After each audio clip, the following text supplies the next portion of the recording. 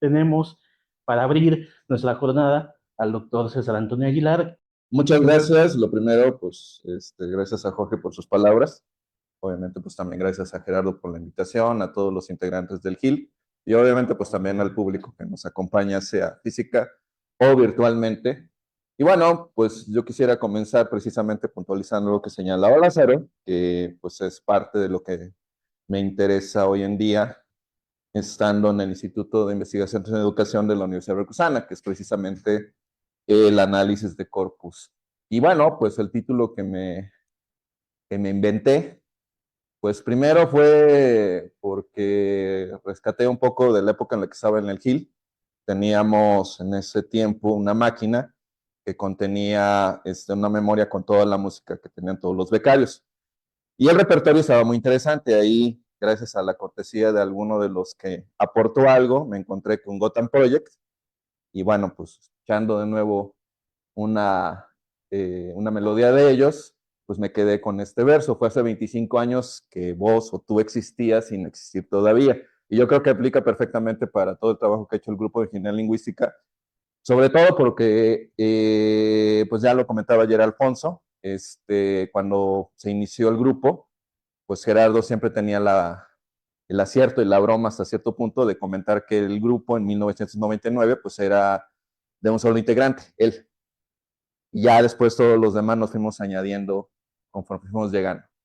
Ahora, ¿por qué corpus lingüísticos? Bueno, yo creo que la historia se explica un poco sola, yo solamente les voy a poner algunos ejemplos para más o menos entenderlo, y creo que perfectamente sirve como para hacer una génesis, o mejor dicho, hacer un recorrido historiográfico, por decirlo de alguna manera, por lo menos sí un poco a lo Foucault, una arqueología, respecto a de dónde viene el GIL, qué es lo que lo ha motivado a involucrarse en procesamiento del lenguaje natural, pero sobre todo lo que más me interesa son las consecuencias de lo que ha pasado después de sus 25 años de trabajo del grupo de ingeniería lingüística, que a mí me resulta curioso, por lo menos en el medio mexicano, tanto en las humanidades como en ciencias computacionales, pues de repente uno hace cosas y vas por ahí por la vida y como que vas con la idea de que nadie se entera absolutamente de lo que estás trabajando. Sin embargo, yo creo que en el caso del GIL es curioso porque cuando ves alrededor ya te vas enterando de que hay gente que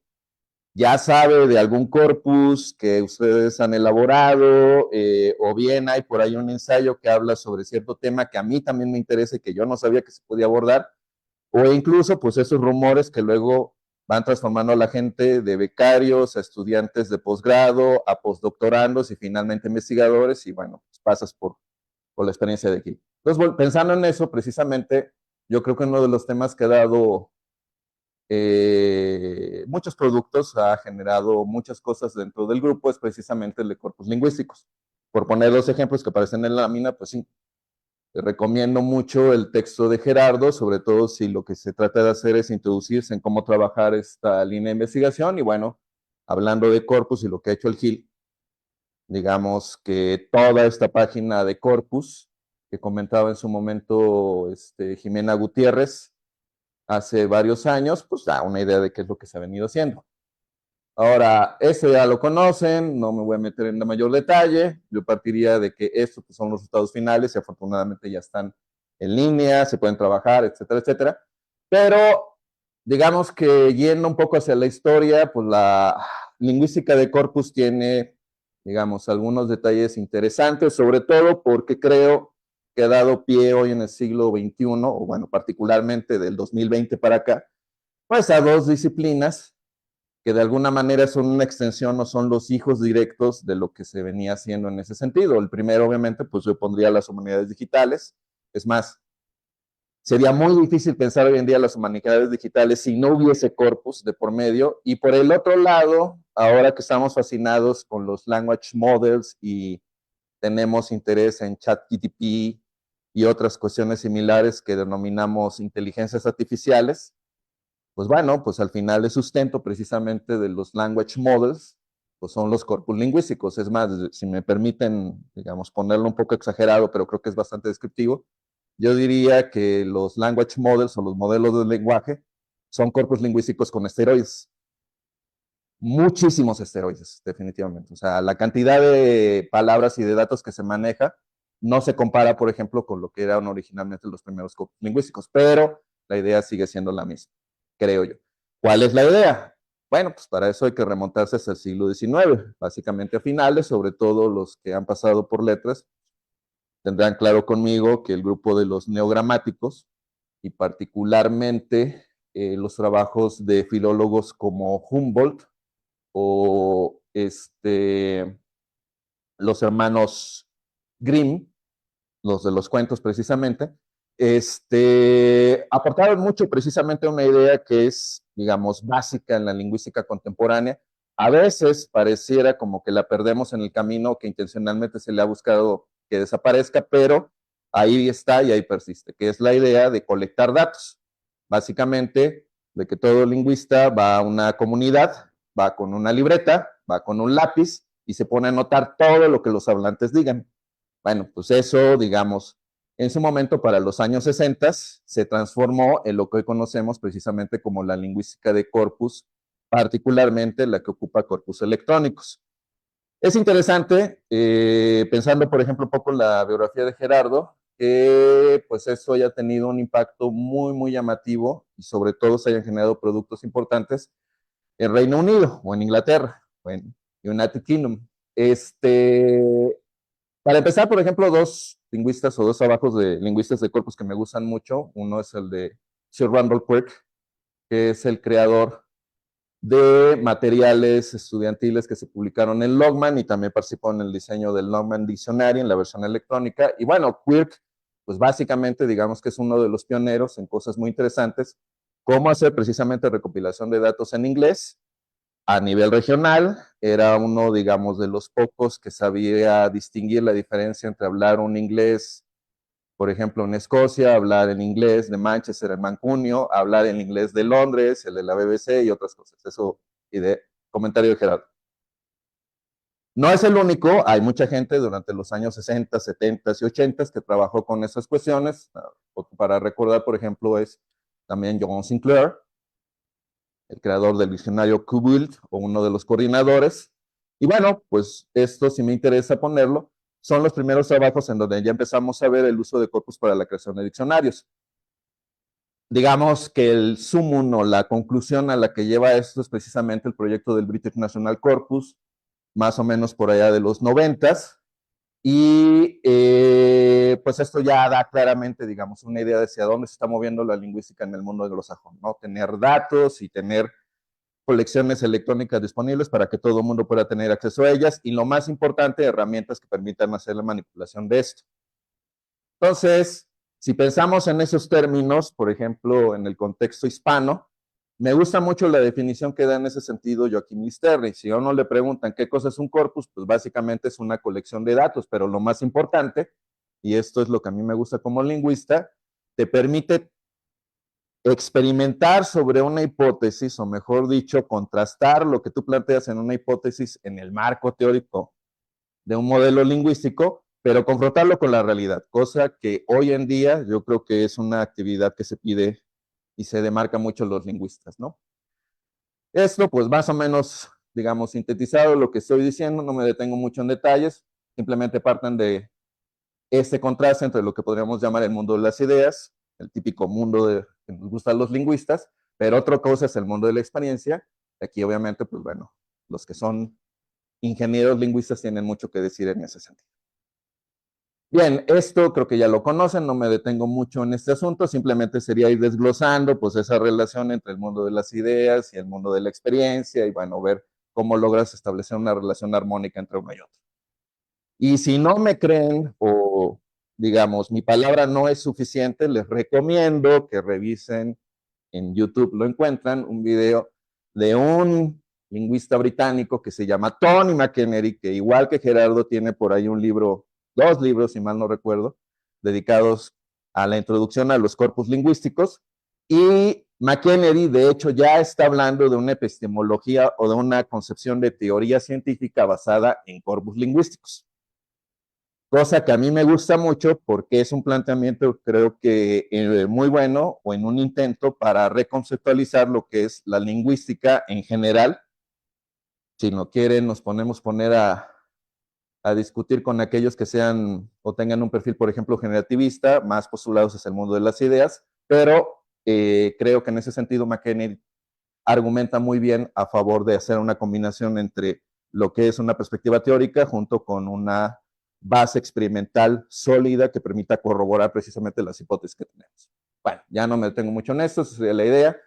Digamos que aquí lo que me gusta de McKenney también es que es muy atrevido, valiente en ese sentido, y bueno, lo que está proponiendo sería equivalente a hablar una epistemología en la lingüística como si tuviéramos a Karl Popper tratando de hacer también lo mismo. Finalmente, yo creo que lo que hemos planteado tiene un buen soporte desde los años 50 y no lo ubicaría precisamente, por ejemplo, en lingüistas como Noam Chomsky, sino sus antecesores, precisamente Seeley Harris. ¿Por qué Harris? Bueno, porque básicamente Harris lo que está haciendo es justamente más o menos en esa década, pues adelantarnos lo que Tony McKenney está ahora argumentado de nuevo para el 2020. Entonces, si se dan cuenta y me lo preguntan a mí, yo diría que los corpus lingüísticos tienen algo así como unos 80, 70 años estando allí, insistiendo, tocando puertas, derribando muros, y lo que están haciendo es, al final, demostrar, como Galileo, el mundo se mueve, la Tierra se mueve, y aquí estamos. Bueno, ahora, yendo al Gil. Creo que eso ya lo saben, si no, pues se los platico. Él estuvo estudiando el doctorado en una cosa que se llamaba el Institute of Science of Technology, afiliado a la Universidad de Manchester, el UMITS, hoy desaparecido, mejor dicho, integrado a la Universidad de Manchester, y trabajó su tesis doctoral, o mejor dicho, fue dirigido la tesis doctoral por John McNaught. Hoy en día, pues lo van a tener como subdirector del National Center of Text Mining, NACTEM. Y bueno, no es casual, creo yo, que McNaught pues, tenga que aparecer aquí, una parte, en buena medida, porque él también trabajó con corpus lingüísticos, estuvo involucrado en un proyecto interesante, que era la creación de los corpus Eagles, eso por ahí de los 70s, 80s, y bueno, obviamente, pues si trabajas con gente que está haciendo corpus, pues en algún momento tú también te contagias ese corpus. Ahora, aclaremos, y esto lo quiero mencionar rápido,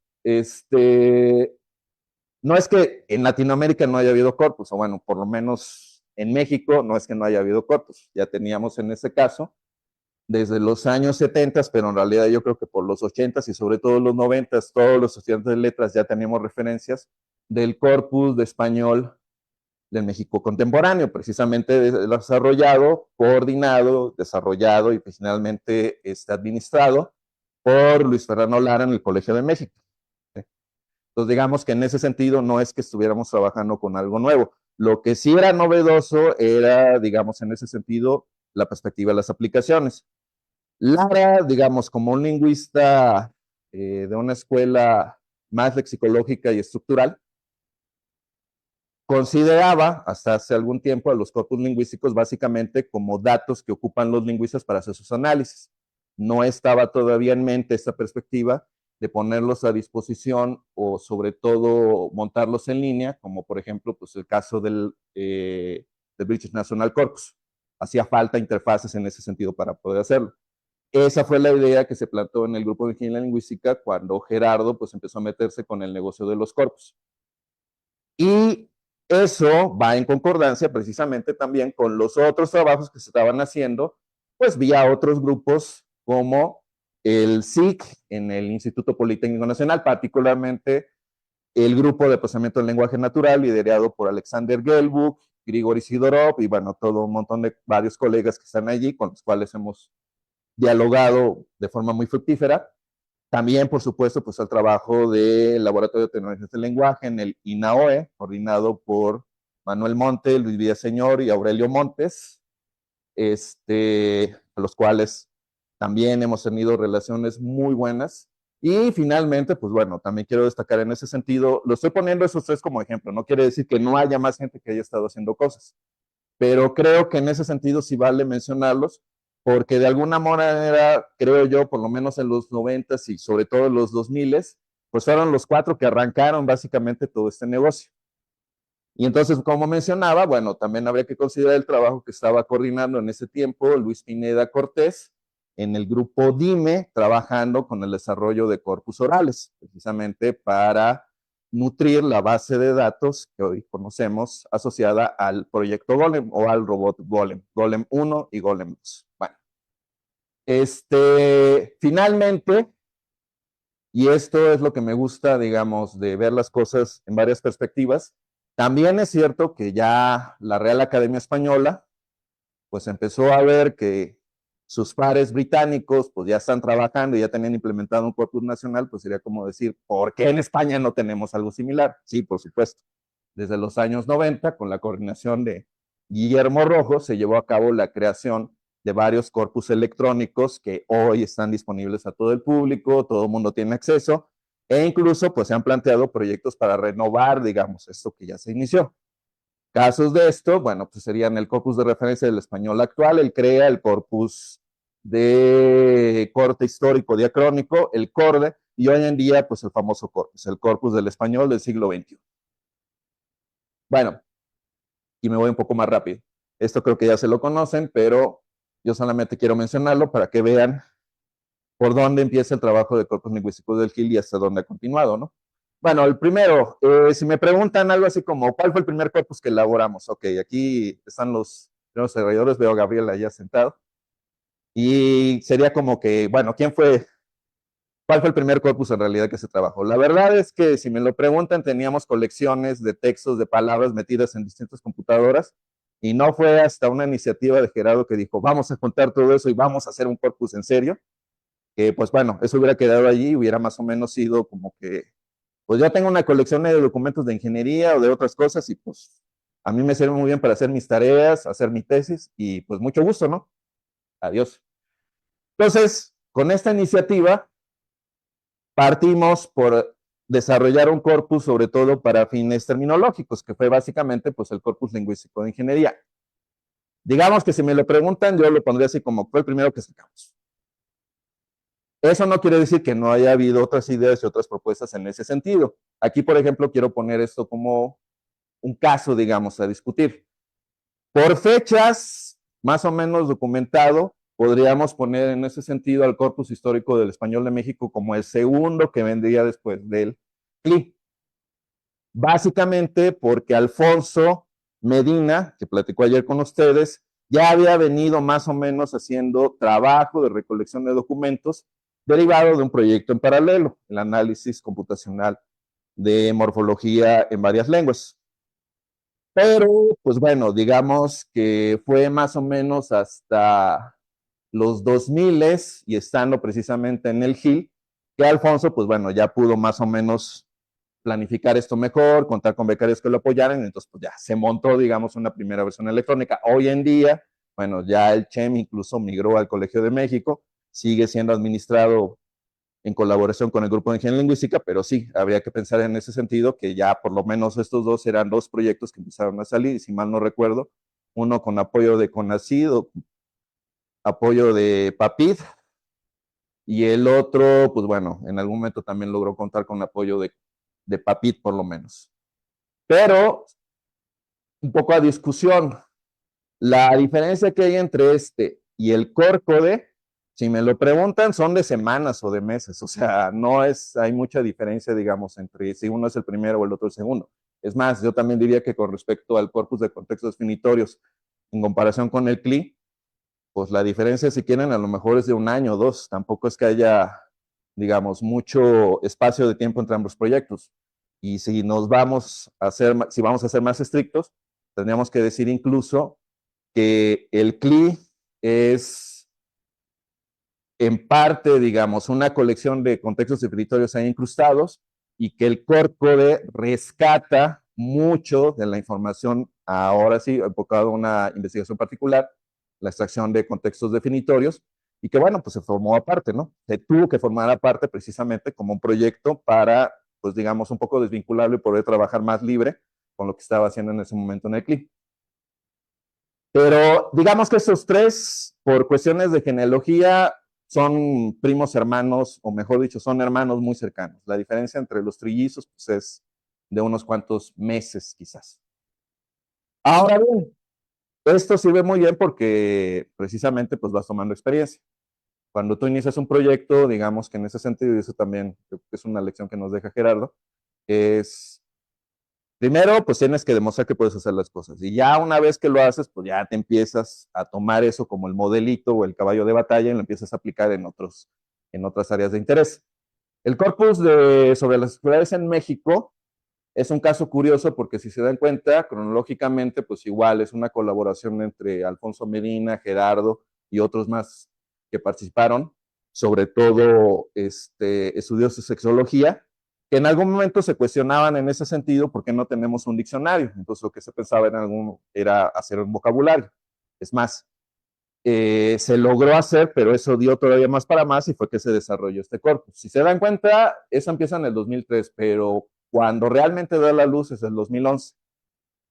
¿Por qué es esa fecha? Bueno, porque fue cuando se presentó para un proyecto financiado, se ganó y ya pudieron entonces trabajarlo, digamos, con todos los recursos disponibles.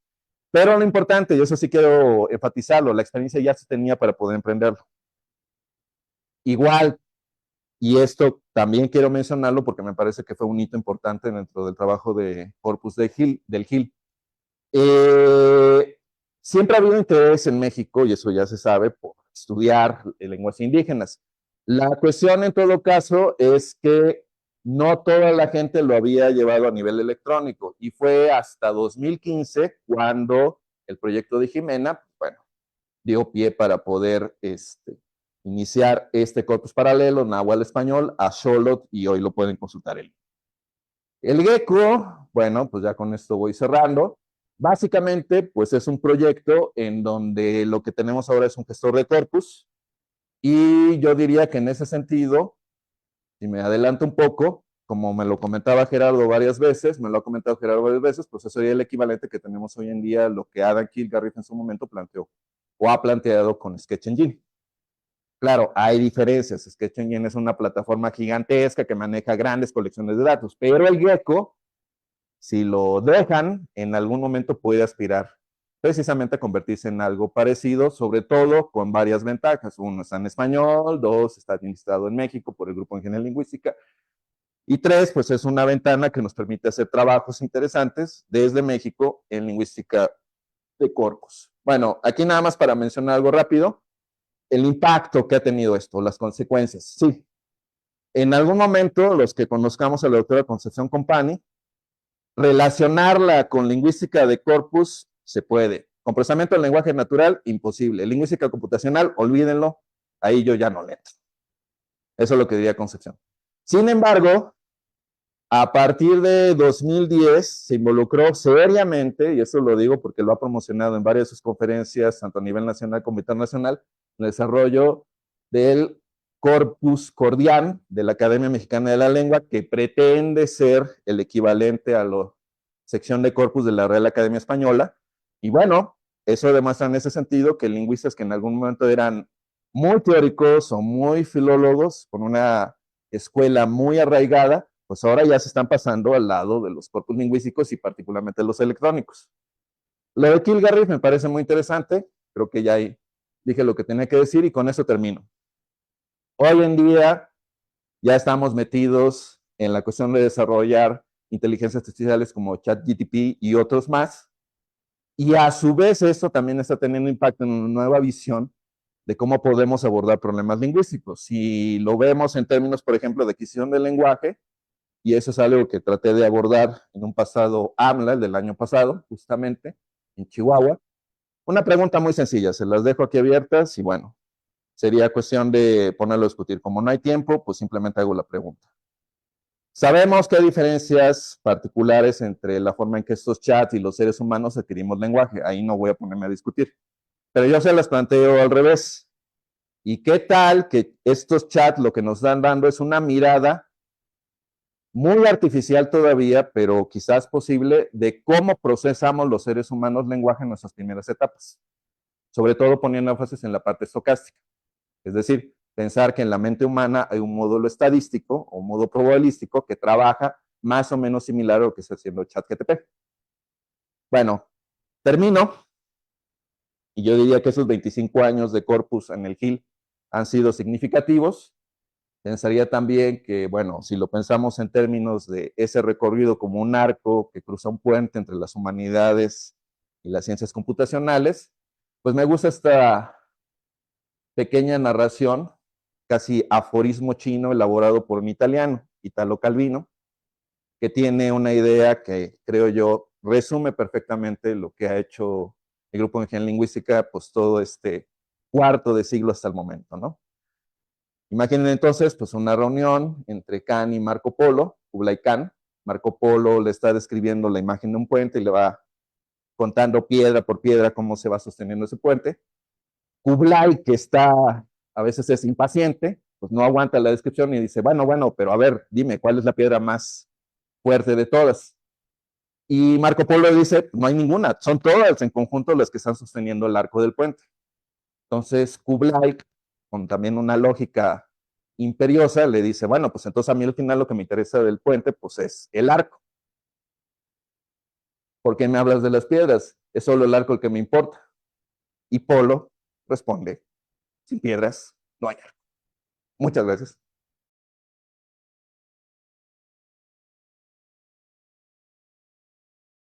Vamos a continuar. Nuestro siguiente exponente es Juan Luis Serralde. Él fue integrante del GIL. Pues le damos la bienvenida. Muchas gracias, Luis. Gracias. Gracias, pues buenos días a todos. Gracias por la invitación. Efectivamente, pues voy a hablar, ayer hablaron de la diversidad de perfiles que han pasado por el grupo de ingeniería lingüística y creo que yo voy a ser un ejemplo de ello. Quise empezar con esta diapositiva porque creo yo que hay tatuajes ahora que están muy de moda y que vi ayer a unos compañeros con tatuajes muy bonitos y que ando con el gusto de querer hacerme uno. Creo que hay tatuajes que pigmentan la piel y creo también que hay tatuajes que pigmentan el corazón. Yo tengo unos tatuajes en el corazón, empezando por el grupo de ingeniería lingüística, por el Colegio de México y por la Facultad de Contaduría y Administración que ahora mencionaré, ¿no? Por eso decía que creo que soy un ejemplo de esa variedad que hay en los perfiles del grupo de ingeniería lingüística. Le he titulado De la informática administrativa a la lexicografía, ¿no? De lo que comencé haciendo y en lo que estoy trabajando ahora. Lo organicé con una especie de cronología donde les voy a contar acerca de los proyectos que llevé a cabo, algunas anécdotas y mucho aprendizaje que me ha tocado adquirir en estos años. Pues bueno, yo empecé en la Facultad de Contaduría y Administración estudiando la licenciatura en informática. La licenciatura en informática, la informática en la Facultad de Contaduría y Administración es de corte administrativo. Por eso será ahí, ¿no? La informática es muy relacionada a la ofimática, es decir, a aplicaciones, desarrollo de aplicaciones de corte informático para administración de organizaciones. Iba a decir empresas, pero a la UNAM no le gusta empresas, le gusta organizaciones porque es más general, ¿no? Aunque, claro, muchas de las organizaciones pues, son realmente las empresas productivas del país. Bueno, entonces empecé trabajando en eso. Por ahí del cuarto semestre fui a una empresa, me llevaron a trabajar a una empresa y empecé siendo el chico que desatoraba las hojas de la impresora a terminar siendo gerente de sistemas. Y pues bueno, ya estaba yo muy encarrerado en esa línea, ¿no? Al llegar a la gerencia me di cuenta que necesitaba pues más preparación para seguir escalando de puestos y para hacerlo, para hacer mi trabajo de una mejor manera, ¿no? En la facultad ya se escuchaba que iba a abrirse el posgrado en ciencias de la administración, específicamente en maestría en informática administrativa. Entonces, bueno, me esperé un par de años. Cuando se abrió, pues yo hice todos los filtros para entrar. Me quedo en esa primera generación de maestros en informática administrativa y pues bueno, eso es lo que hice, ¿no? Soy primera generación. En esa primera generación llevamos una materia en el primer semestre, que además yo bien valiente dije, bueno, pues voy a hacer mis ahorros, como todos, ¿no? Muy bien programados, entonces hice mis ahorros para sobrevivir por cierto tiempo en lo que hacía la maestría Y después me di cuenta que me lo acabé en el primer mes. Y entonces, alguien decía ayer, y tenemos además el vicio de querer comer diario, ¿no? Entonces, pues sí, sí es cierto, me pasó lo mismo, pero resulta que en el primer semestre ya conocía a quien entonces era maestro Carlos Méndez. Tenía la maestría, ahora es doctor Carlos Méndez. Este, y empieza platicando, él nos daba la clase de metodología de la investigación. Y en un ejercicio, yo nótese que no venía nada de la parte de ciencias, ¿no? Yo tenía un perfil muy, muy particular. Y entonces encuentro esto de metodología de la investigación, me meto más a fondo y en los ejercicios que hacíamos en clase, pues resulta que me gusta mucho y además al parecer era pues algo bueno, ¿no? O por lo menos medianamente bueno. Este, y el maestro en ese entonces, Carlos Méndez, nos habla de su trabajo en el grupo de ingeniería lingüística. Y yo no conocía, no sabía que existía el GIL. Y platicándonos, nos dice, mira, allá hacemos atribución de autoría, nos empieza a explicar qué es la atribución de autoría, el perfilamiento de autor, nos empieza a hablar de corpus. Y todo ese mundo, pues para mí fue novedoso y además muy atractivo. Que, wow, pero esto existe, pues ¿dónde estaba yo, no? ¿En dónde vivía? Eh, Nos habla del procesamiento de lenguaje natural y pues nos habla ya a más profundidad de qué es el grupo de ingeniería lingüística. Bueno, pues a mí me encanta, yo le digo que quedo fascinado, que quiero conocer más. Luego ya le digo que me gustaría trabajar un área así y me dice, sí, vente, vamos, me dijo dónde llegar y para presentarme. El doctor Gerardo estaba en Francia, ¿no? De sabático en Francia. Entonces yo lo conocí un año después de que ya había entrado. El maestro Jorge Lázaro, en ese entonces maestro Jorge Lázaro, me recibe, me da la introducción y demás, y bueno, llego al grupo de ingeniería lingüística.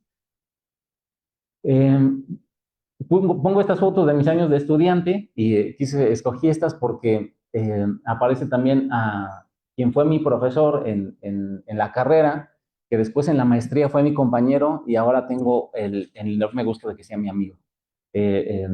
Luis Arenas, que por cierto es generación del doctor Gerardo, lo supe porque cuando hacíamos las tareas de la maestría, un día fue a visitarnos y se saludaron y yo dije, ¿a poco se conocen? Sí, pues somos compañeros de la generación y demás. Entonces, pues escogí esta foto para el recuerdo. Bueno, ya en el grupo de ingeniería lingüística, pues participé en dos proyectos, detección y medición automática de similitud textual del 2003 al 2014 y luego detección de huellas textuales del 2014 al 2015. Pero me quiero detener en esta última parte porque creo que va a ser más representativo de lo que quiero mencionar. Hice la tesis para la maestría de tecnologías de lenguaje aplicadas a la administración de conocimiento. Como verán, es una tesis pues que aplica las tecnologías del lenguaje a un área distinta, ¿no? Ya es una aplicación, no fue de corte teórico, sino más bien de aplicativo. Entonces, bueno, la teoría de la administración del conocimiento dice que, oye, ¿por qué en las organizaciones tienes activos y los administras, ¿no? Si tienes una maquinaria, haces una planeación para que esa maquinaria siga trabajando y te siga produciendo un ingreso.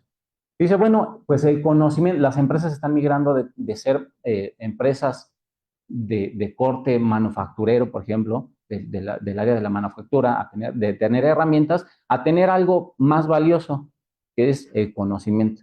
Y ahora el conocimiento, las empresas más exitosas son aquellas que logran, que saben cómo comercializar el conocimiento, ¿no? Piensen ustedes en un auto Tesla o piensen en Uber, que no tiene, Uber tendrá unos cuantos trabajadores realmente en Uber, ¿no? Y todos los demás es un modelo de negocio que les es redituable, pero realmente es el modelo el que está funcionando.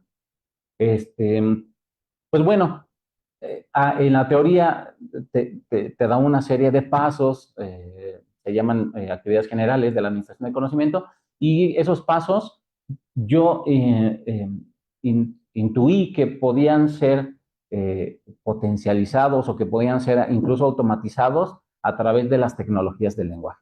Y eso es lo que hice. Tomé viéndolo gráficamente, lo veríamos con un conjunto de pasos, ¿no? Una lista de pasos y en cada una de ellas hay una flechita apuntando diciendo, oye, esta tecnología puede ayudar a esto. esta tecnología puede automatizar esta otra cosa. Y entonces esa fue la tesis. El asesor fue ya el doctor Carlos Méndez, se doctoró en esos años, entonces fue mi tutor de tesis, y la doctora Azucena Montes, sí, Montes, me equivoqué en el apellido, primero es Montes. En la tesis solamente aparece el doctor Carlos Méndez porque por una cuestión administrativa solamente podía tener un tutor de tesis en la facultad, pero yo quise poner a ambos porque ya en la vida real ambos aportaron muchísimo a que esta tesis viera la luz. Bueno, resulta que la tesis pues se merece el primer lugar en el Premio Nacional de Tesis de Licenciatura y Posgrado de la Asociación Nacional de Facultades y Escuelas de Comercio y Administración. Es un premio que me entregan en Puebla, pues porque parece que la tesis gustó y encontraron que tenía potencial de ser aplicada. Y pues bueno, también presenté esto en el segundo encuentro de la Red Temática de Tecnologías del Lenguaje, en un viaje que hicimos a Puebla. Pongo esta fotografía de aquellos años como anécdota. Aquí está quien entonces era maestro Carlos Méndez, ahora doctor, la doctora Susana Montes, el doctor Gerardo Sierra y el doctor Juan Manuel Torres, ¿no? De Aviñón. Este es cuando me entregan el premio a la tesis ahí en Puebla. Y esto es la presentación de un cartel. Ay, creo que no era en la Red de Tecnologías del Lenguaje, creo que fue de alumnos de posgrado, pero bueno, es el mismo. Bueno, ya hay un último proyecto que trabajé en el grupo de Ingeniería Lingüística, que fue la Biblioteca de Arte Mexicano. En ese momento solamente se llamaba Biblioteca de Arte Mexicano. Ya cuando entro, bueno, ahorita les cuento eso. Después termina llamándose Biblioteca de Arte Digital de Arte Mexicano Ricardo Pérez Escamilla. Ricardo Pérez Escamilla fue un curador mexicano, a lo mejor algunos de ustedes lo conocen, y coleccionista de libros. Él hace su propia biblioteca. Esa biblioteca los hijos la donan a Bellas Artes, me parece, bueno, alguna organización de este estilo, y a través de la Secretaría de Economía, que daba fondos para hacer proyectos de investigación, pues resulta que se hace un proyecto y se entregan fondos para primero digitalizar la biblioteca, y luego, cuando ya participó el grupo de Ingeniería Lingüística y otras universidades, pues ya se hace la digitalización, ¿no? Poner en línea esos documentos. El grupo de Ingeniería Lingüística participa haciendo algoritmos de similitud textual. Y lo que se buscaba, o lo que se logró, además, se logró muy bien, es que cuando un usuario consulte un libro de la biblioteca, hay un sistema de búsquedas. Abajo le aparecían, te recomendamos o te sugerimos leer estos otros libros que tratan el mismo tema, ¿no? Obviamente fueron algoritmos de similitud, no con los títulos, sino sí, incluyendo los títulos, incluyendo todo el contenido de los libros, todos los textos digitalizados, ¿no? Entonces funciona bastante bien y se integra. Bueno, obviamente estos son algoritmos que ejecutamos en Python y demás, son scripts de Python, pero se buscaba que no se quedara ahí, ¿no? Sino que se integrara en algo que se pudiera ver. Entonces se integra con DSpace, que fue la plataforma. DSpace es un software, un gestor de contenidos pensado para administración de bibliotecas. Se sube a este repositorio, lo hace el Instituto de Massachusetts, creo que con HP, en colaboración con HP. Y pues instalamos esta aplicación, subimos los documentos, también se hicieron scripts para subida automática, eso nos tocó hacerlo nosotros porque queríamos que se viera, ¿no? Que no quedara en un ejemplo de, mira, más o menos se va a hacer. Entonces suben todos los archivos de la biblioteca, imagínense una biblioteca completa, ¿no? Eran bastantes archivos con metadatos, y todo se llenó en automático. Y luego se hace la integración de estos algoritmos de similitud textual y pues la biblioteca es funcional. Digo, últimamente no sé qué ha pasado con ella, no sé si está en línea o qué pasa, porque le he perdido un poco la pista, pero en su momento estuvo en línea y se veía tal cual los algoritmos recomendando, ¿no? Bueno, el director de la empresa con la que trabajó fue Eficiencia Informativa, y el director me invita a trabajar con ellos. Pues me voy a trabajar con ellos y a eso después se le llamará transferencia tecnológica, ¿no? Al sector privado. Bueno, eso que es de no solo la tecnología que se creó, sino a la gente que participó, la gente que tiene el conocimiento, se lleva al sector privado y eso también en el área administrativa se llama transferencia tecnológica. Bueno, ya en eficiencia informativa, pues trabajé varias cosas, otros premios al estímulo a la innovación, que es lo que les digo de la Secretaría de Economía, trabajé otros proyectos de este tipo. También trabajé resumen automático. Esto lo trabajé de la mano con el doctor Juan Manuel Torres. Él nos instaló su sistema de resumen automático y a mí me tocó en un primer momento hacer que funcionara haciendo resúmenes. La empresa Eficiencia Informativa es la más grande de monitoreo de medios. Ahí se monitorea todo lo que se dice en radio, televisión, periódico nacional, periódicos estatales. Entonces, imagínense la cantidad de información que hay ahí, ¿no? Cantidad de noticias. Y muchas de ellas salen en cierto medio y el noticiero, pues imagínense que salió en las noticias de las 6 de la mañana. Y luego el de las 10 de la mañana toma la misma noticia y la vuelve a decir. Tal vez cambie un poco, ¿no? Entonces, bueno, había mucho trabajo para encontrar noticias que trataban el mismo tema, o que noticias que eran la misma noticia dicho de otra manera, ¿no? Entonces, bueno, sobre eso verso, y luego, si tienes un conjunto de noticias, que efectivamente son varias noticias, pero hablando del mismo tema, lo que te conviene es hacer resumen automático. Pues bueno, eso es lo que se hacía minería de opinión para encontrar qué se estaba diciendo en Facebook de ciertos elementos, ¿no? Podía ser sobre candidatos políticos, podía ser sobre empresas. Imagínense, me compré un Avenoto y se me echó a perder al tercer día. Pues ahí pareciera una noticia neutral, ¿no? Pero hay una intención.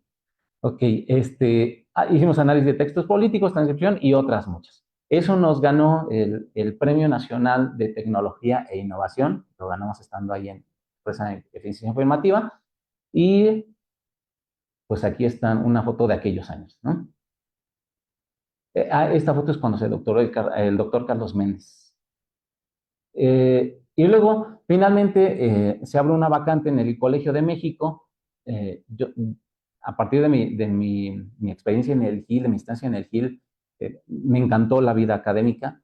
La vida en el sector privado también me gustaba, pero yo tenía esa ilusión de llegar, ¿no? Como meta al área académica, no dejarla. Y entonces se abre esta oportunidad, me postulo, me dan el favor de tener la preferencia hacia mí por el currículum y demás, y pues bueno, me quedo aquí, ¿no? Entonces, aquí lo que hago es lexicografía computacional. Mi colega es Alejandro Rosales, el maestro Alejandro Rosales, nuestro jefe inmediato, somos tres computólogos bueno, nuestro puesto de Alejandro y mío es lexicógrafo computacional, eso es lo que hacemos. Nuestro jefe inmediato es el doctor Alfonso Medina, que es el tercero en el equipo de computólogos, y nuestro jefe del proyecto del diccionario, pues es el doctor Luis Fernando Lara. El proyecto es el Diccionario del Español de México, del que ya hablaron, que nace además después del corpus, del que ya nos habló el doctor. Y pues bueno, ahí estamos trabajando. El principal proyecto que trabajamos es el sitio web. En el sitio web pues tenemos varias cosas que hemos trabajado, como un API para conectar nuestras aplicaciones con otras aplicaciones. Trabajamos hay varias organizaciones que consumen nuestros datos y se hacen a través de eso. Hay un sistema de caché para que el sistema responda muy rápido. Y pues bueno, les da una idea decir que tenemos 17 millones de consultas, ¿no? En 2023. Se habla del tamaño del proyecto. También me tocó hacer la app móvil para Android. Descárguenla, por cierto. Pueden descargarla. Ah, ya la tiene el doctor. Muy bien. Bueno, esa la hice, me tocó hacerla a mí. Alejandro va a platicar de su experiencia con el desarrollo para Apple. Y ahora estoy trabajando, ya es lo último que voy a decir, estoy trabajando en varios proyectos El principal, o lo que me está tomando ahorita más tiempo, es un conjugador automático. Esto es porque queremos que en el diccionario tú pongas correremos y que detecte que correremos se refiere a la palabra correr y que entonces te entreguemos la definición de correr, ¿no? Para eso, pues estamos tomando varias estrategias y una de ellas es, pues, hacer un conjugador automático para que hagamos el proceso inverso.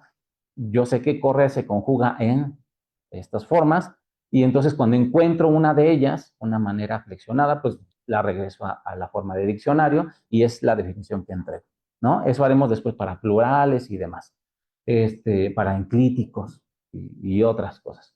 Bueno, en eso estoy trabajando y hay varias ideas de proyectos para trabajar ahora el DEM como corpus. Ahora que estamos hablando de corpus, pues ¿qué pasaría si alimentamos un modelo de lenguaje con los datos que tenemos en el propio diccionario, ¿no? Que son del español de México?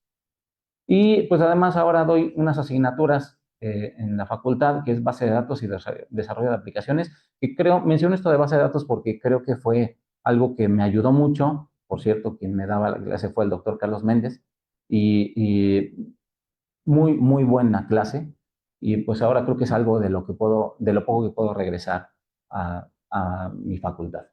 Pues, Grupo de Ingeniería Lingüística, doctor, gracias por existir a todos ustedes. Continuaremos con una ponencia hermana, ¿no? De el maestro Alejandro Rosales, también ex integrante del GIL, también ahora labora en el Diccionario del Español de México. Bueno, antes me gustaría un poquito saber si hay todavía miembros activos del GIL ahorita aquí, becarios. Sí, son ustedes, me imagino, porque por acá conozco las caras, entonces supongo que serán ustedes. Muy bien, voy a cambiar un poquito um, el tono de la conversación, aprovechando que los dos ponentes anteriores ya dieron una explicación bastante más amplia de los corpus, lo que son los corpus, dónde está el Diccionario del Español de México, etcétera. Y yo quisiera aprovechar pues este espacio porque siempre me dan ganas de hablar del GIL y de hablar de mi paso por allá, y hoy que estoy entre personas que han estado en el GIL, pues me voy a explayar y voy a aprovechar eso. Y antes quiero reconocer a Gerardo, eh, reconocer mi admiración hacia ti. La verdad es que yo estoy seguro, me voy a poner un poquito emocional, que no estaría donde estoy hoy si no hubiera sido por ti.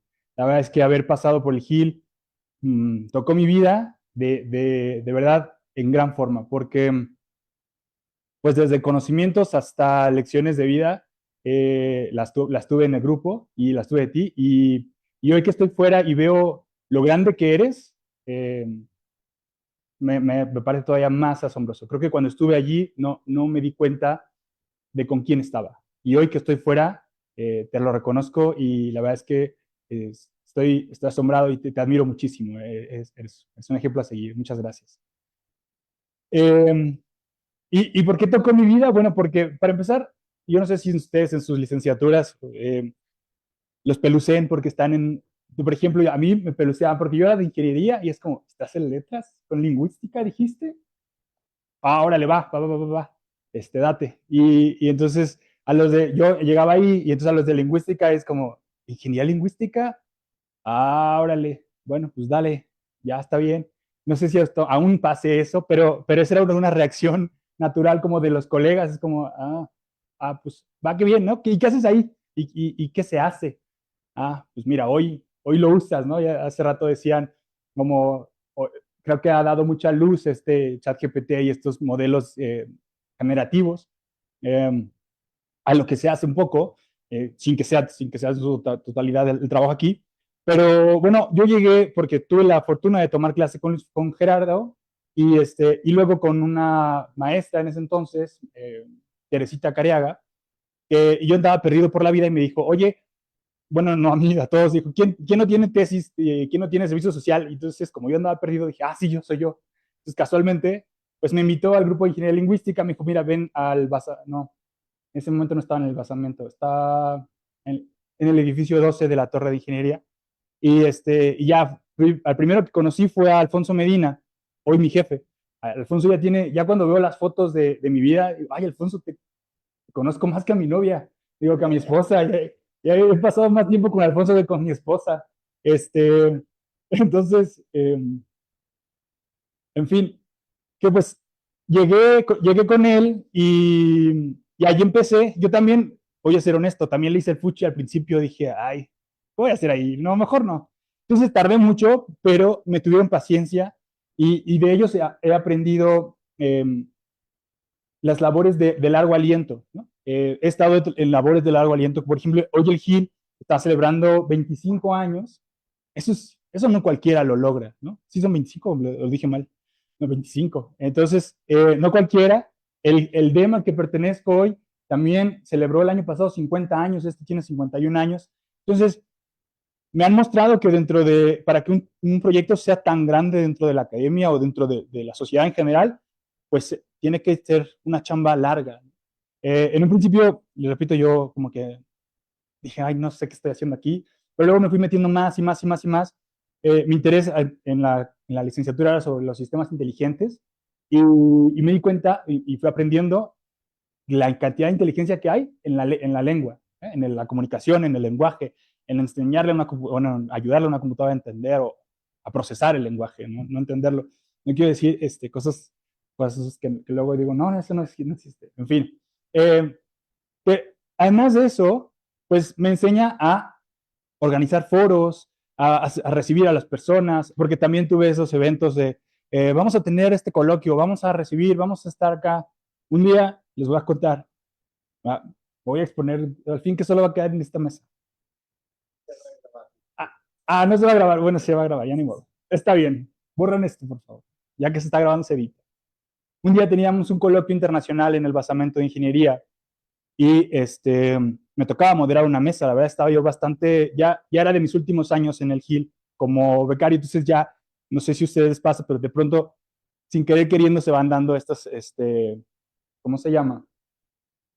Jerarquías, ¿no? Como que tú vas llegando y tú no sabes a quién, y haces lo que los demás te dicen. Ya llevas como 5 años aquí, no sé por qué siguen aquí con 5 años, pero ya llevas 5 años aquí, y tú ya estás más arriba, ¿no? Ya como que tú das las instrucciones, etcétera. Entonces ya estaba yo dentro de mis últimos años en el Gil, y ese fin de semana se me ocurrió meterme en una pelea. No lo debía haber hecho, porque llegué al coloquio internacional con personas que venían a México a hablar, y yo con mi cara así todo así. ¿Qué pasó? No, pues es que choqué en el transporte donde estaba. Hasta hoy día lo vengo a reconocer. No choqué, me chocaron. Entonces, pero bueno, me enseñó a dar la cara, aunque estuviera golpeada, a estar allí. Y bueno, luego yo ya me iba a salir, ya justo terminé la licenciatura, terminé de jugar fútbol americano y dije, ya, voy a trabajar, ya basta de la escuela. Y justo cuando dije eso, me acababan de dar la beca del Colegio de México para trabajar en el Corpus del Español Mexicano Contemporáneo.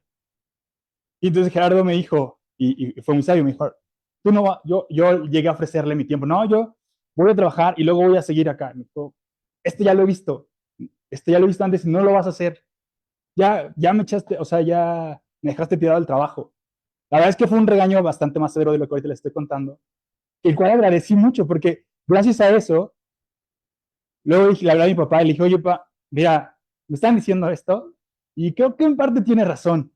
Me dijo, pues yo no te estoy corriendo de la casa, entonces termina, acepta, ya tenías una responsabilidad, termina ese trabajo y luego ves. Terminé ese trabajo y lo que vi después fue mi trabajo dentro del Colegio de México. O sea, al terminar mi beca y mi tesis de licenciatura sobre el corpus del español mexicano contemporáneo, eso me abrió las puertas en el DEM, porque ya estaba Alfonso allí. Alfonso le comentó a Luis Fernando y ya conocían mi trabajo, y entonces yo conocí al CEMC y me metieron. Y desde entonces he trabajado acá, y sí, ya son 12 años también, trabajando en el DEM. Y además, me ha permitido también en mi trabajo en el Gil o mi experiencia en el Gil, me ha permitido poder comunicarme con lingüistas o en un área interdisciplinaria, porque de pronto los computólogos como que suelen ser muy cerrados, y Luis Fernando apenas en una plática hacía mención de eso, decía, yo le planteaba mi idea a alguien, a un ingeniero, y me decía, sí, es trivial. Eso es trivial, eso, es trivial. Nunca se lo entregó, pero siempre le dijo que era trivial el trabajo. Entonces, porque se pelucea al lenguaje o se pelucea al trabajo de corpus, es como, sí, es que es bien rápido eso. Ajá, bueno, vamos viendo, ¿no? Y entonces, pues el estar en el Gil, yo lo agradezco porque ya que salgo, me doy cuenta, hace rato les decía, me doy cuenta del el gran nombre que tiene el Gil, el gran nombre que tiene Gerardo y de lo popular que es de pronto ya en la academia. Para entrar yo a la maestría y charoleé, o sea, así como, pues, se te hacen una entrevista y bueno, ¿y qué? ¿Tú qué? ¿De dónde vienes o de qué la giras? No, pues yo vengo del grupo de lingüística y trabajé con el doctor Gerardo Sierra y empecé a soltar nombres. Con el doctor Gerardo Sierra, con el doctor Juan Manuel Torres, con el doctor Alfonso Medina, Luis Fernando Lara. Y bueno, pues ya, no me hicieron más preguntas, pásale, sí, ándale, bienvenido. Y, ay, sí, la verdad es que sí saqué los contactos, ahí sí me hice, pues me ayudé de sus nombres, la verdad. Y funcionó. Y ya estando dentro, me sigo dando cuenta de lo grande que es el Gil y de dónde siguen entrando personas.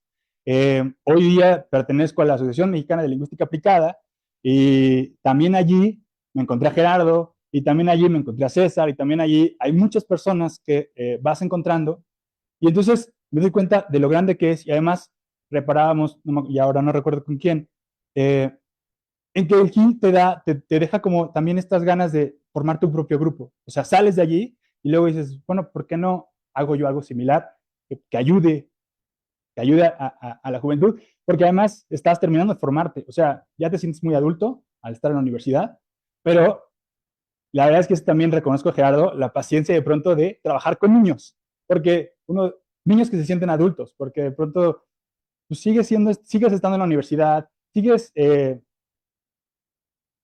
cheleando, lo quería decir así, pero pues sí, o sea, sigues parrandeando y como llegas bien crudo y limpiándote acá, pero ahí estás, ¿no? Entonces tienes que sacar la chamba y tienes que arrearlos de una u otra manera. Y además, sin perder de vista que los estás preparando para algo más.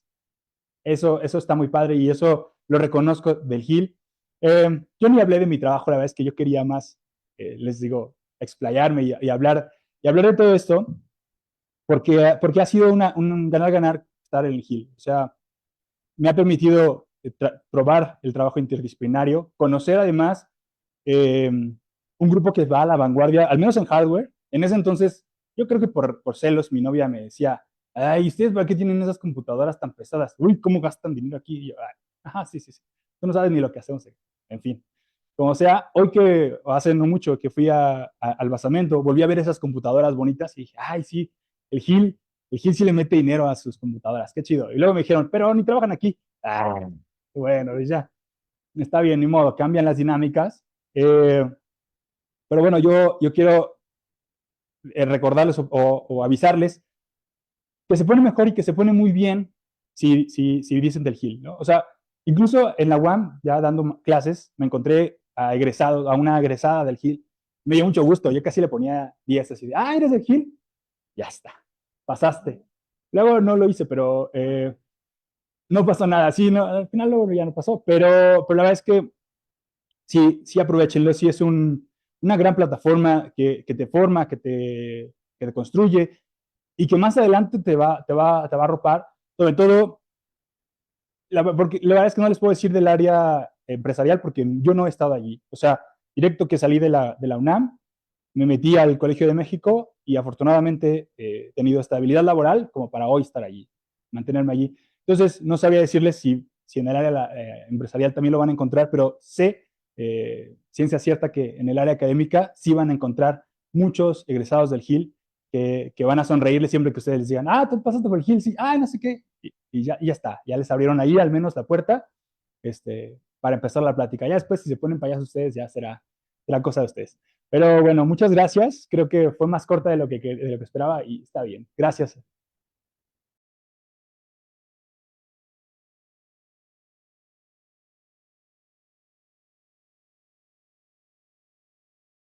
Hola, hola, ¿qué tal? Hola a todos.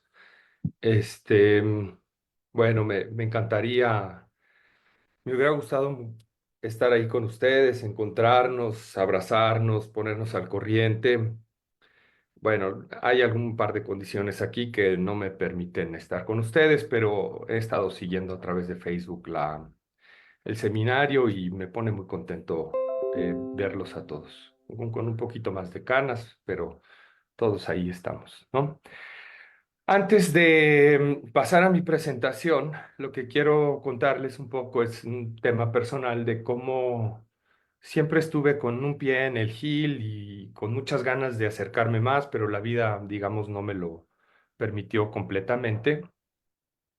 Y es que, ¿qué será? Por ahí del año 2003, 2004, este, yo cursaba una materia de neurolingüística en la Facultad de Filosofía y Letras, que nos resultaba que resultaba muy interesante, y en esa materia conocí, más bien estreché mi amistad con Rodrigo Alarcón, y y bueno, conversábamos, platicábamos, nos interesaba a los dos la lingüística. Entonces en algún momento vimos juntos en los pasillos de la facultad un anuncio que decía,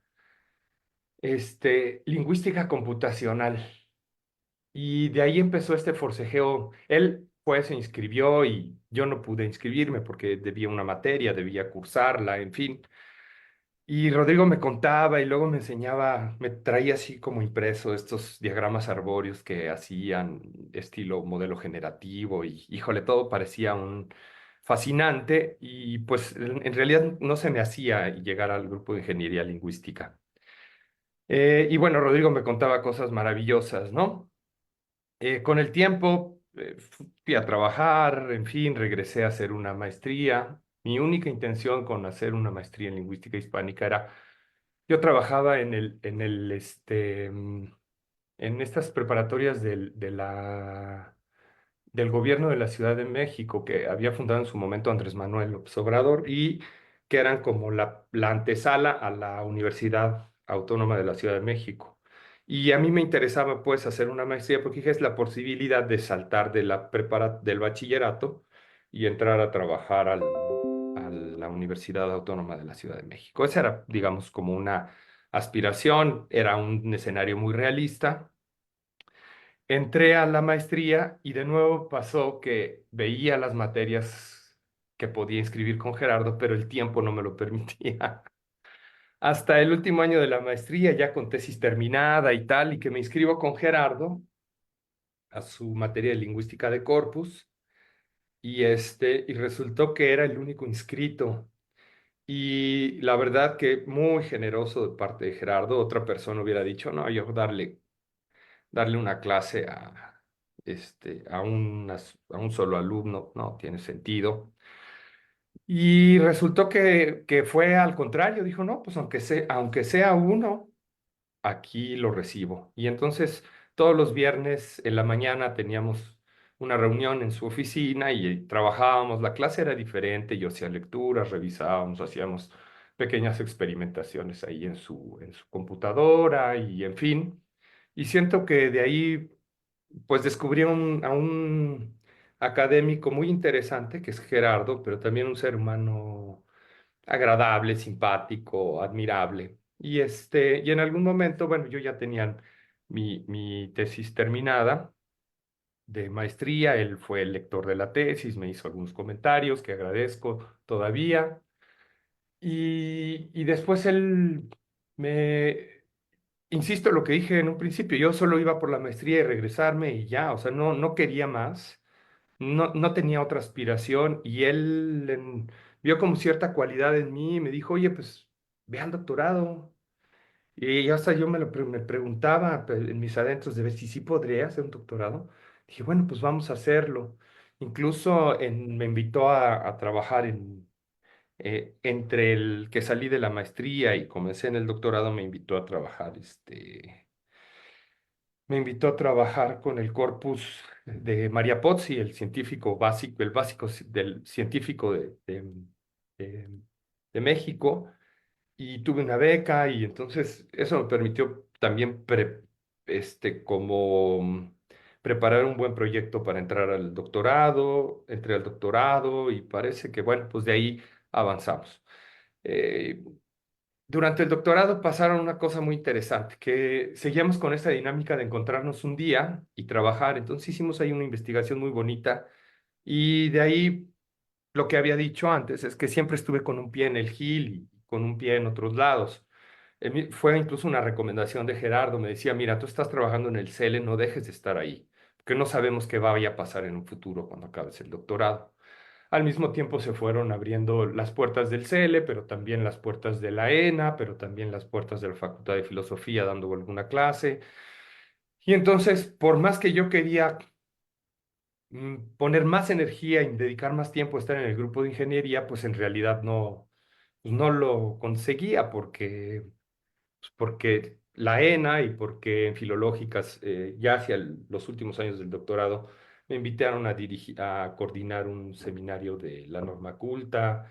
Y entonces, bueno, pues, realmente ya ahí no, como que no tenía yo tiempo de estar todo lo que yo hubiera querido en el grupo de ingeniería lingüística. Sin embargo, los seminarios nunca me los perdía, el trabajo particular, los artículos que hacíamos Gerardo y yo, o que escribimos Gerardo y yo, pues, pues estaba ahí con ellos, siempre buscando un tiempo para trabajar con él. Y resultó, pues, pues, que de las cosas que yo oía de estas, tecnologías del lenguaje que se venían, de las que se hablaba y de las que se iban haciendo desarrollos, y había algunos trabajos en el grupo de ingeniería lingüística, aunque yo no sabía, no lo sé hacer, programar, no sé, sí comencé como a entender el principio que subyace a toda esta tecnología y sobre todo lo más importante, las aplicaciones. Entonces, bueno, agradecido enormemente con Gerardo, el grupo de ingeniería, que hoy todo eso que oí, que presencié, que a lo mejor no puedo aplicar de una manera, desde el punto de vista computacional, es decir, que yo no puedo programar o no tengo esas habilidades, por lo menos me ha permitido dos cosas. Comunicarme con el de las tecnologías de la información y decirle, oye, yo necesito esto, que eso es ya un gran avance, poder hablar el mismo dialecto técnico entre un especialista ingeniero y uno lingüista terminólogo, y después ir encontrando algunas herramientas que puedo utilizar para mi trabajo cotidiano. Terminando el doctorado, la vida me bendijo, me llevó al Instituto de Investigaciones Estéticas, hice ahí algún tiempo de postdoctorado, y después se abrió una plaza para mí donde esencialmente estoy adscrito a un área que se llama Unidad de Información para las Artes, donde prácticamente pues desarrollamos repositorios de objetos culturales, eh, damos, tratamos de transmitir buenas prácticas sobre la catalogación del patrimonio. Y en cuanto a lo que a mí respecta, es la elaboración de un instrumento de normalización y de indizado de información, es decir, un tesauro para México. Nos queda claro que ese tesauro se realizará en un largo periodo de tiempo, tal vez en unos 20 años más, pero no podemos esperar 20 años. Entonces, lo que les quiero presentar hoy es cómo algunas tecnologías del lenguaje que yo oí en el GIL me han permitido generar un flujo de trabajo y simplificar algunas tareas específicas para ir construyendo un microtesauro, un pequeño tesauro que sirve para la catalogación de los objetos de nuestro instituto. Y recientemente el rector me ha designado para ser secretario del Comité de Catalogación del Patrimonio Cultural de la universidad. Entonces supongo que este microtesauro podría servir para el catálogo de objetos culturales de la UNAM, esté indizado y esté debidamente, su terminología debidamente normalizada. Entonces, bueno, les comparto mis diapositivas, nada más que me permita el,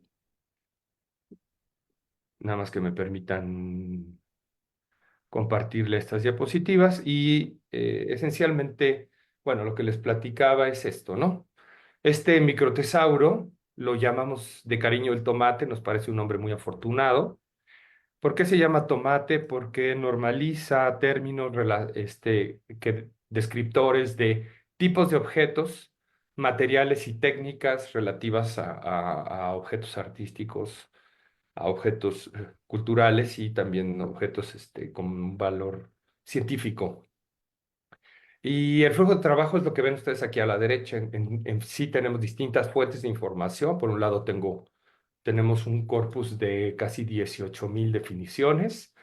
Tenemos también un corpus de cerca de 4.500 documentos del arte, eh, generados, escritos, producidos en México en los últimos 100 años.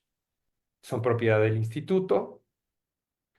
Y tenemos, ¿qué representa ese corpus? Pues nos representa la usanza del Instituto de Investigaciones Estéticas, es decir, no tiene un sesgo, pero es representativo de lo que nos interesa a nosotros como comunidad.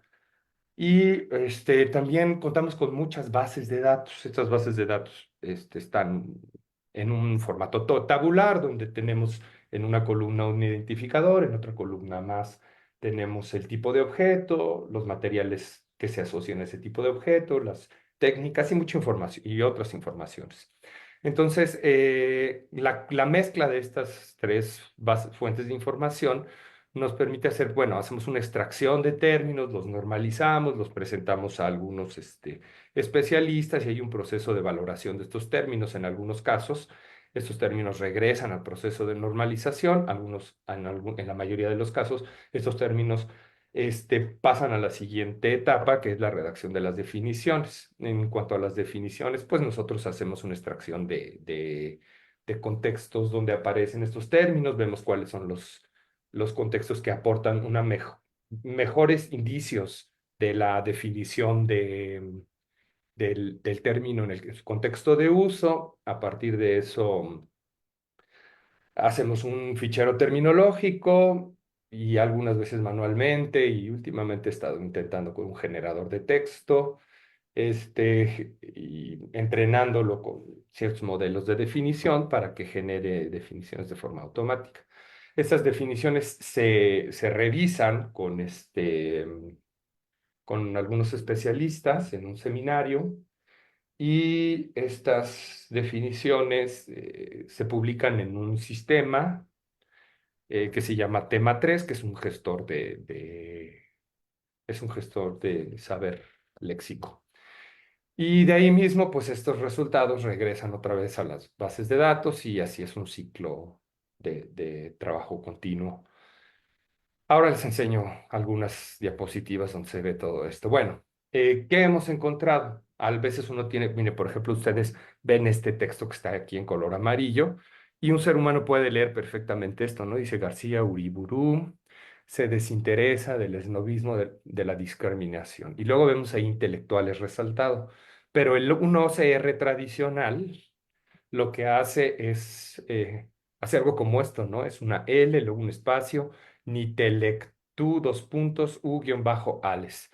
Por alguna razón, pues, el OCR no es totalmente, no es totalmente preciso, hay muchos casos como estos, pero lo que hemos encontrado es lo que se llama OCR con GPT Vision, que esencialmente hace la identificación y luego como que intenta predecir esta parte, y dice, no, pues es posible que ahí no quiera decir ni telectú, dos puntos, eso es una palabra que no existe en el español, y entonces hace una propuesta. Eh, Como pueden ver, tiene una salida del texto transcrito que,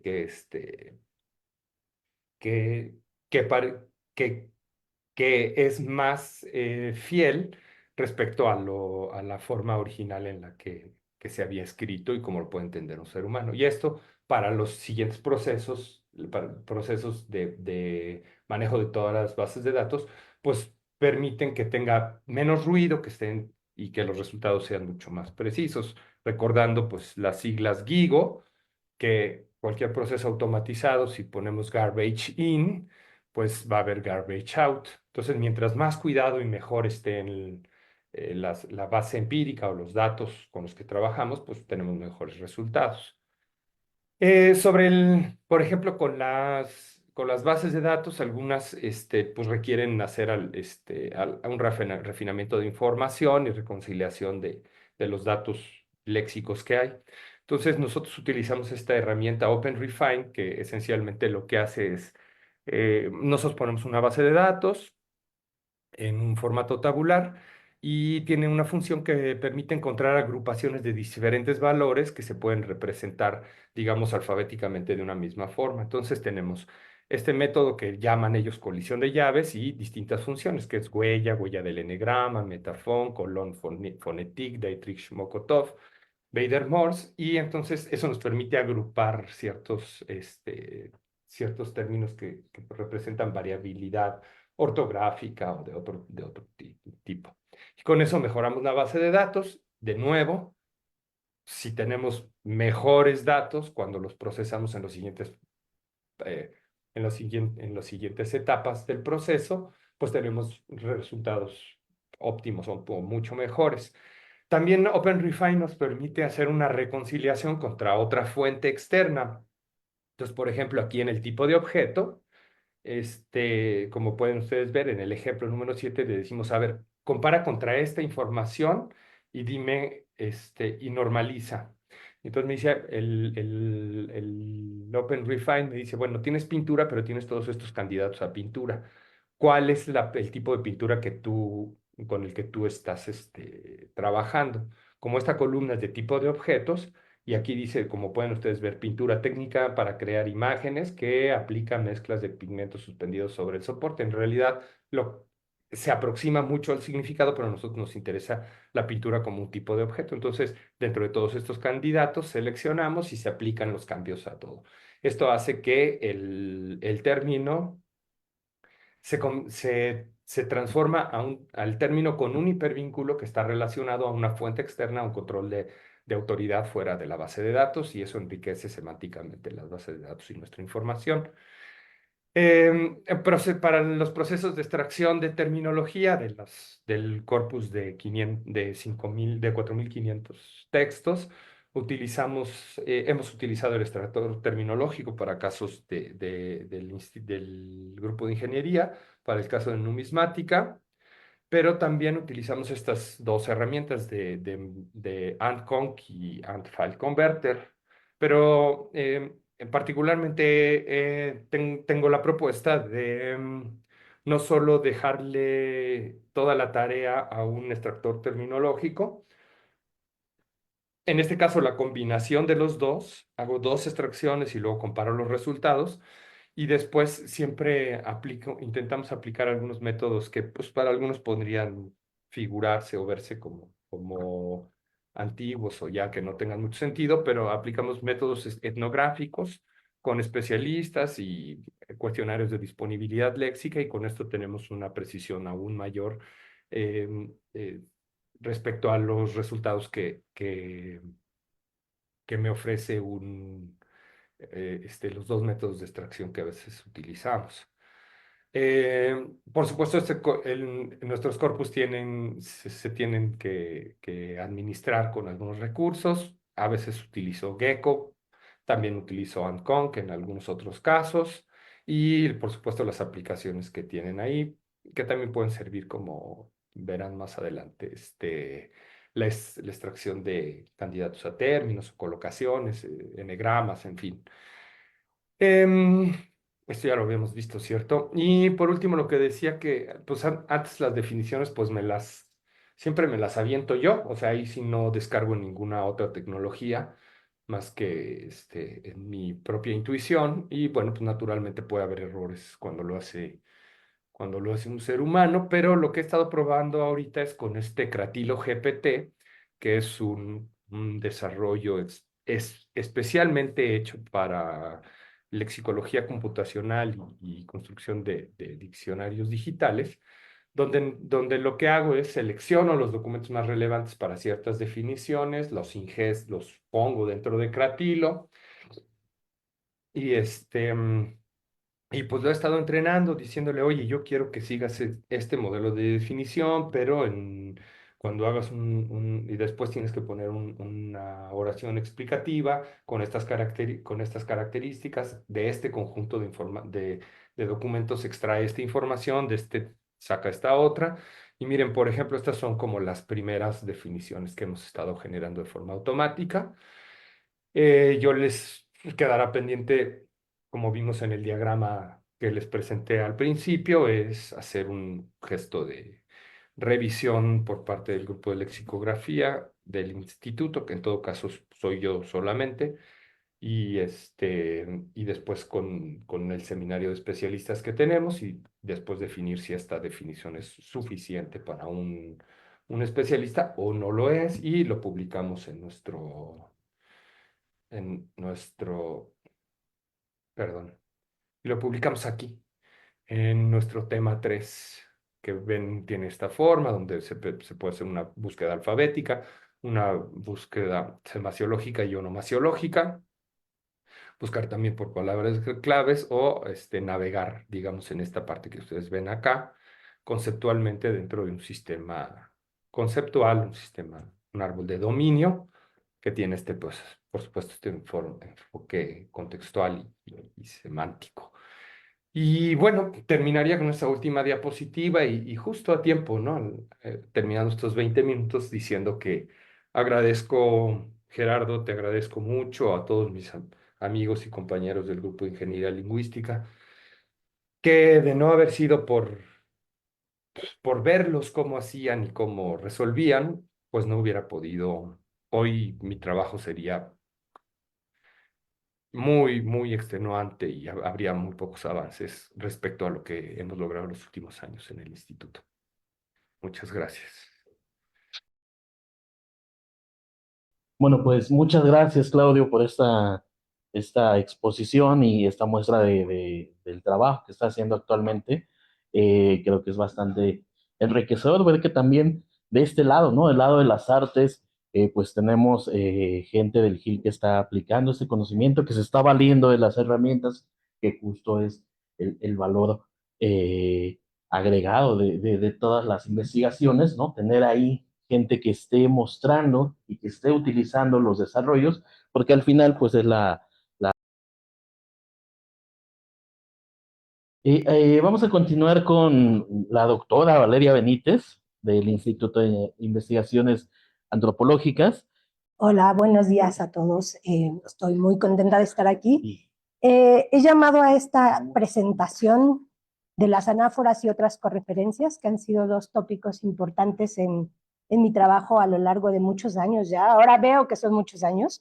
Y digo, ahí donde todo empezó. Voy a empezar iniciar leyendo un texto, porque busqué ordenar mis ideas y después pasaré a ver un poco de diapositivas, un poco la dinámica de lo que hizo Claudio. Primero contar esta parte anecdótica. Inicio esta participación agradeciendo al grupo de Ingeniería Lingüística, especialmente a Gerardo Sierra, por haberme invitado a ser parte de este festejo, del festejo de estos 25 años de trabajo y proyectos. Mi intervención hoy, igual que la de otros colegas, va de lo anecdótico a lo académico y de regreso. En la invitación a este 10º seminario de Ingeniería Lingüística fueron sugerentes en cuanto al carácter divulgativo de nuestras intervenciones, y eso ha resultado emocionante en varios sentidos. Por un lado, nos da la posibilidad de recordarnos en el GIL, vernos en retrospectiva y valorar las experiencias que tuvimos en este espacio tan singular para lingüistas, letrólogos, informáticos e ingenieros. Por otro lado, está el reto de hacer divulgación para conectar con audiencias diversas y no solo con especialistas en nuestros campos de investigación. Esto, desde luego, dice mucho del GIL y de lo que aquí siempre se ha buscado: conectar. Sí, conectar distintas disciplinas, por ejemplo, la lingüística, la ingeniería computacional, la filosofía, la estadística, la literatura, entre muchas. Conectar estudiantes con investigadores, conectar el español con las lenguas originarias, conectar distintas dependencias de la UNAM y otras instituciones nacionales y extranjeras. El GIL ha sido, y no me dejarán mentir, un sólido puente en la vida académica y profesional de quienes ahora nos hemos reunido para celebrar su trayectoria. Y me recuerda un poco a lo que puso César ahora para cerrar, ¿no? Esa esa estructura de arco que no es sin todas las piedras juntas. En particular para mí el Gil es el origen y en ese sentido no puedo evitar la autorreferencia. Hace un par de años en mi tesis doctoral escribía en la dedicatoria lo siguiente: muchos buenos y agradecidos recuerdos al grupo de Ingeniería Lingüística. Ahí fue donde todo empezó. Y sí, ya pasaron 16 años desde mi partida del Gil y sería bastante ingrato no reconocer la relevancia que este grupo tuvo en el resto de mi recorrido por la lingüística. Llegué al Gil muy circunstancialmente. Ay, permítanme que se movió. Llegué al Gil muy circunstancialmente cuando estudiaba lengua y literaturas hispánicas en la UNAM. Y pongo el título completo porque es esta cosa de lengua y literatura, ¿no? Supongo que como muchos otros no sabíamos en lo que nos metíamos. Por ahí del 2005, en la clase de fonética y fonología, Javier Cuétara nos habló del Gil como un posible espacio para hacer servicio social. Ahí ya empezaba lo raro, porque tomábamos esa clase en un sótano con computadoras y la lengua se estudiaba con tecnología y un enfoque aplicado. Y eso en letras, pues, era rarísimo. Entonces el Gil emergió como una opción para quienes nos estábamos decantando por la lingüística más que por la literatura. En ese año me inscribí en una de las pocas optativas que me inspiraron, Introducción a la Lingüística de Corpus, con el doctor Gerardo Sierra. Ya la palabra corpus empezaba a resonar entre algunos profesores de lingüística, pero usada con muchas imprecisiones. Si mal no recuerdo, éramos poquitos y tomábamos la clase en la oficina de Gerardo. Creo que eso era un gancho, una estrategia velada para que ese pequeño espacio en el basamento del Instituto de Ingeniería se volviera atractivo. Y fue cuando era no el Gil de ahora, sino ahí juntito, era un espacio muy, lo voy a decir así, confortable, donde la oficina al fondo de Gerardo y todos nos reuníamos, bueno, todos, la sala de becarios estaba ahí junto a él, siempre en contacto, dialogando con él, siempre, ¿no?, entrar y salir a su oficina de puertas abiertas. De aquella clase conservo los apuntes ordenadísimos que nos entregó, los volví a revisar y son una chulada. Y es algo que se escribió, o sea, son apuntes de hace 15 años, ¿no? O más. Era una especie de manual guía con información y temáticas totalmente novedosas. En aquel tiempo, en la carrera de letras, hacer una tesis en lingüística computacional provocaba extrañamientos e incredulidades, desde luego en los letrólogos, pero también en los lingüistas, que tenían muy poco campo de acción formativa en la carrera de letras. Y aquí voy a ir pasando para... Pronto me integré al servicio social del que derivó mi tesis de licenciatura en el marco del proyecto, que era un proyecto muy importante en ese momento en el Gil, extracción de conceptos en textos de especialidad a través del reconocimiento de patrones lingüísticos y metalingüísticos, orientado a la extracción automática de términos y definiciones en textos especializados. Al frente del proyecto estaban Gerardo Sierra, Rodrigo Alarcón desde Alemania y César Aguilar. La tesis abordaba el estudio de las anáforas, es decir, partículas o estrategias sintácticas que permiten hacer referencia a elementos mencionados anteriormente en un texto sin necesidad de repetirlos. Y aquí dejo el texto porque prefiero como que lo vayamos viendo. Entonces, fue un proyecto al que cuando yo llegué ahí, éramos poquitos, o sea, realmente, si recuerdo, no sé, éramos 8 o 9 para lo que después fue el Gil, y estábamos trabajando en distintas cosas, pero yo estaba concentrada en este proyecto con César, Rodrigo y Gerardo de los contextos definitorios, que, bueno, quizá ya varios de ustedes tienen la referencia, son estos fragmentos textuales donde se introduce un término y su correspondiente definición. Estructuras del tipo, los cromosomas de eucariotas constan de largas hélices de ADN cuyos nucleótidos se cuentan por cientos de millones. Y la herramienta lo que hacía era buscaba extraer automáticamente esto con fines mayores de aplicación. Entonces, trabajábamos con corpus informático, eso ya era muy novedoso para la lingüística, es decir, tener grandes cantidades para la lingüística que se hacía en la facultad, para la lingüística a la que teníamos acceso en ese momento. Y eran grandes cantidades de datos, y digamos que a mí me tocó participar en una etapa que ya tenía bastante desarrollo, pero que el sistema o los resultados estaban arrojando algo que se llamaban contextos incompletos. Por aquí se ve chiquito, pero se hacía la extracción automática, esta herramienta arrojaba buenos candidatos y malos candidatos. Los buenos candidatos eran textos que sí tenían los elementos de la definición, pero había candidatos completos y candidatos incompletos. Aquí puse algunos ejemplos, y los malos candidatos que no correspondían a definiciones. Entonces, había cosas completas como esto que leo, con una estructura diferente en cuanto a orden sintáctico. Se ha definido el genotipo como la constitución genética del individuo en un locus, y luego estos otros que fueron con los que, así, lo que llamo donde inició, que son estos fragmentos textuales incompletos que tenían anáforas de frase nominal o anáforas pronominales, y que para que funcionara la herramienta tenían que ir a localizar el referente al que hacían alusión, ¿no? Con el que se conectaban. No cuento todo el desarrollo ni todo lo que implicó, pero sí quiero hacer énfasis en que aquí surgió en mí un interés que hoy sigue muy vivo, sobre la sistematización de la descripción sintáctica y lo que implicaba mirar, o sea, trabajar con corpus, pero sobre todo ser muy ordenado, muy sistemático, trabajar como con pinzas la sintaxis, a veces de manera creo que excesiva, que nos llevaba a describir y a describir. Con César pasé mucho tiempo clavada en decir, pero esto sí, y esta frase nominal no, pero el orden, pero, o sea, aprendí sintaxis de una manera que hoy no he podido dejar de aplicar.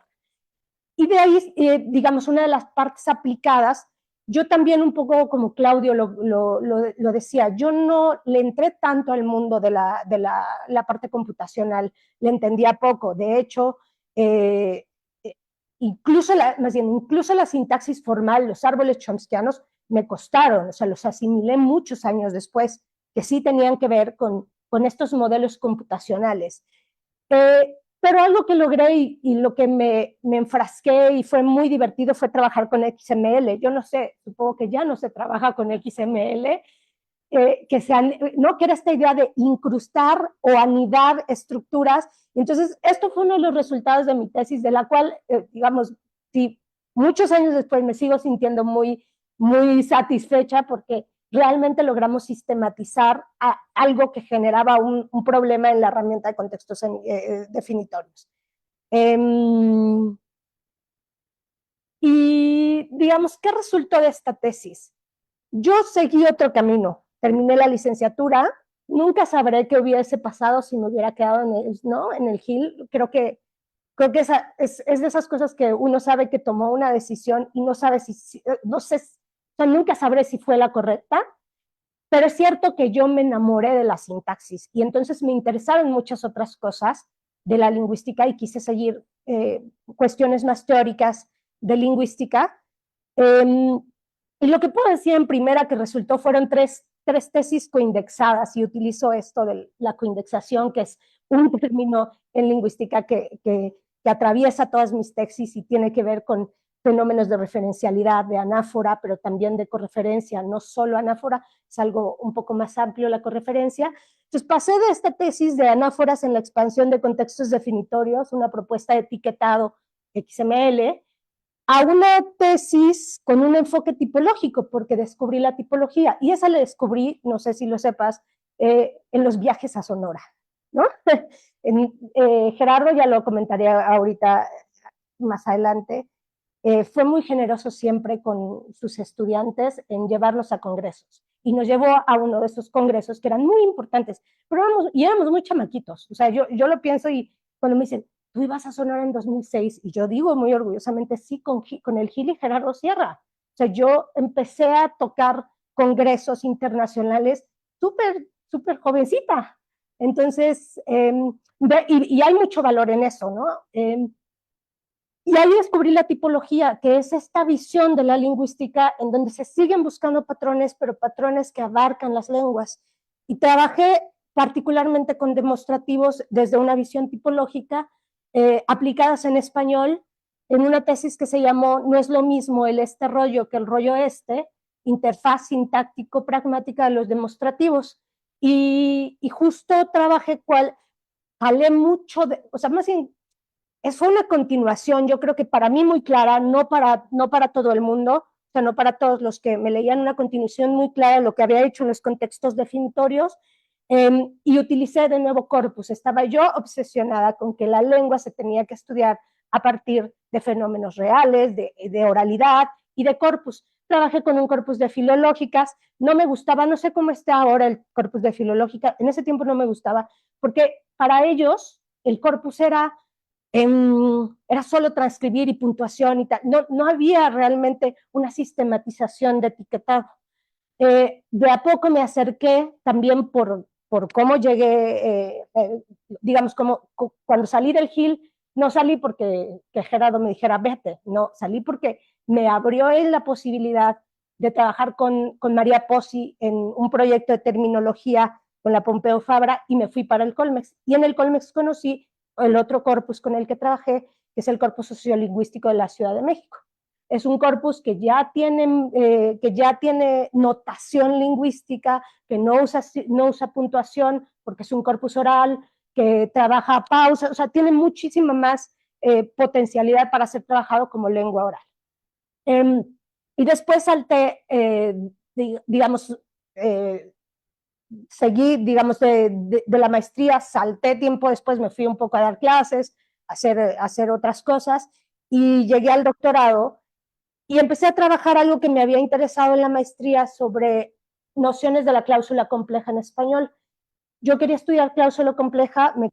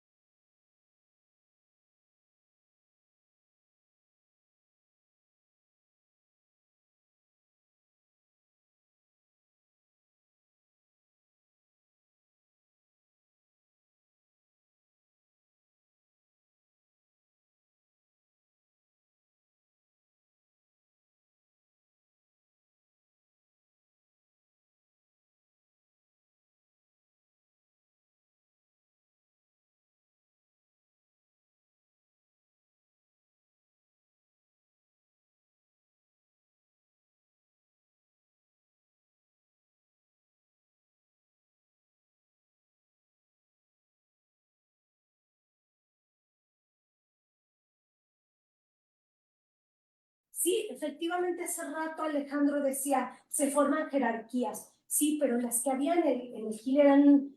las jerarquías creo que no las hemos podido O sea, es parte de este sistema académico, pero en el GIL las viví diferente. Siempre sentí que con Gerardo teníamos, y con Alfonso, que eran las dos cabezas, teníamos interlocución, que podíamos ser escuchados. Entonces, agradezco mucho habernos dado ese modelo que estamos obligados a replicar en cualquier espacio que hagamos. Estamos obligados a generar grupos interdisciplinarios, grupos que se escuchen.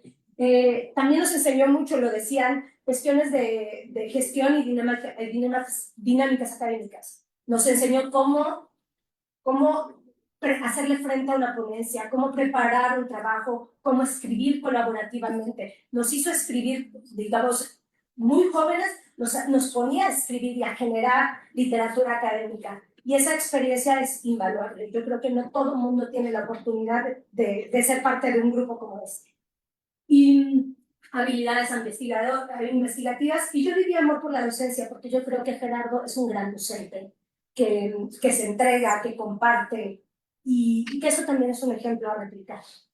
Y el corazón azul y oro, a veces digo que de manera patológica en mi caso, o sea, sí me hice muy puma, sí soy creo que a veces, digo patológicamente porque a veces también tenemos que ser críticos con lo que no está funcionando, pero sí puedo hoy constatar que la persona que soy en términos académicos se formó lanzada en el GIL. Entonces, te agradezco mucho que me hayan invitado hoy y me da mucho gusto mirar los frutos de tantos años de trabajo y de compromiso de Gerardo y de un equipo.